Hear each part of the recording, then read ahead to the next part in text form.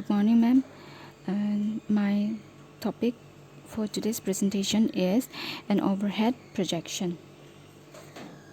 An introduction.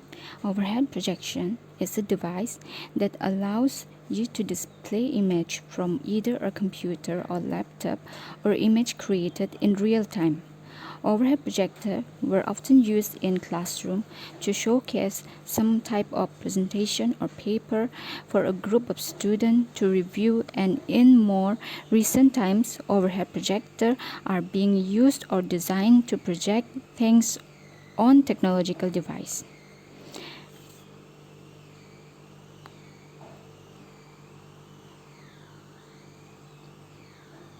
The definition of overhead projector is overhead projector, or OHP, is a device that projects an enlarged image of an transparency placed on it onto a wall or a screen by means of an overhead projector.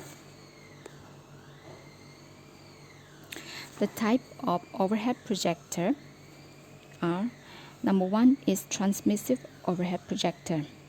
It is a front projection and it projects image onto the front of that screen. This setup looks most like what you would find in a movie theater. The projection unit is completely separate from the screen. Number two is reflective overhead projector. It is a reflection type overhead projector for projecting large transparencies onto a remote screen. The lamp housing is formed with an opening for allowing the passage of light to illuminate the transparency on the stage. And the another type is the opaque overhead projector. The opaque projector, it is called epidioscope or epidiascope or episcope. It is a device which displays opaque material by shining a bright lamp on the object from above. It is typically used to project image of book, pages, drawing, mineral specimen, leaves, etc. So the difference between transmissive overhead projector and reflective overhead projector and opaque overhead projector is that transmissive overhead projector has a lamp on the base of the machine, whereas reflective overhead projector has a lamp on the head of the projector. And the opaque overhead projector uses a more brighter lamp and a bigger lens. So move on to the transparency that we use in the overhead projector. So what is transparency? Transparency is a medium that is similar to a slide, which is classified as teaching aid in the form of projection view. The types of transparencies are write-on, where we can write and draw. And the second one is thermal transparency, or it is even called infrared transparency, and it can be used for printing. Another type is photocopying transparency, where we can print the photography and designs. Another one is inkjet transparency. It is a computer printable film for picture and for writings. Now let's move on to the part of the overhead projector. Here there are several parts of overhead projector. Number one is focusing knob, which is used for moving up and down of the mirror. And there is a mirror and a Fresnel lens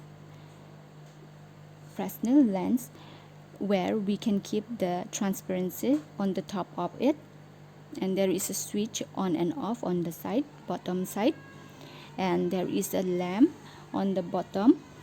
We can see that lamp which illuminate the lights to pass through the mirror and the Fresnel lens to the convex lens, and from convex lens it will pass to the mirror to reflect to the screen. And there is a convex lens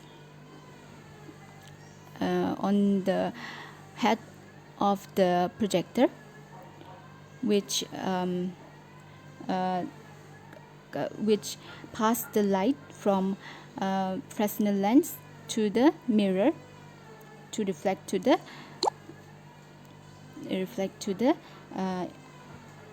flat surfaces or screen. And there is a blower on the bottom, a blower. It acts as a fan to cool down the machine. And there is a reflector on the bottom left side, which is useful in reflecting the light. Now let's see how to prepare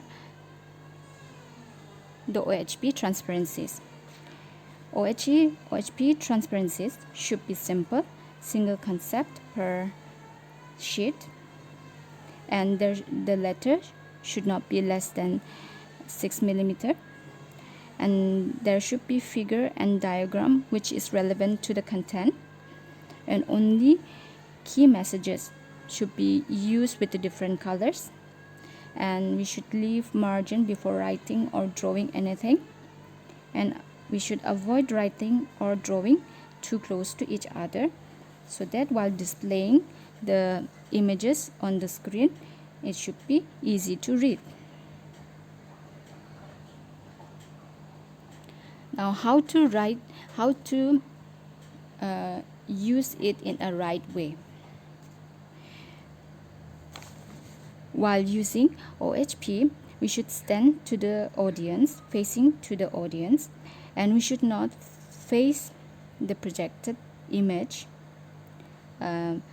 blocking the projected image, and we should use the pointer while teaching, while presenting from the transparencies, and we should turn off the projector if not used, to avoid the overheat of the machine or a bulb, and we should keep the extra bulb along with us in case the bulb gets damaged from overheating. Let's move on to the aftercare of the equipment. How to care for the equipment after the presentation. Now we should collect and preserve the transparencies. Whichever we have used the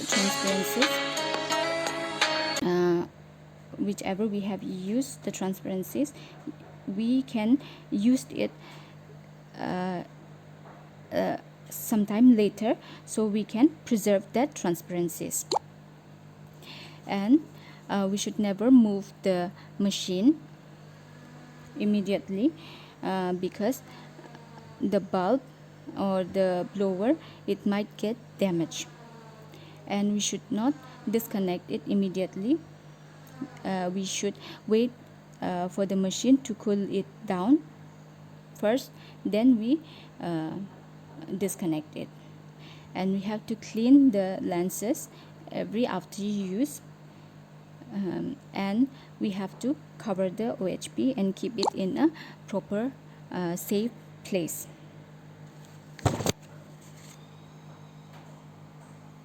The advantage and disadvantage of OHP. Number one is audience reach. It can reach the audience, and the sequence of material we can use as a slide wise.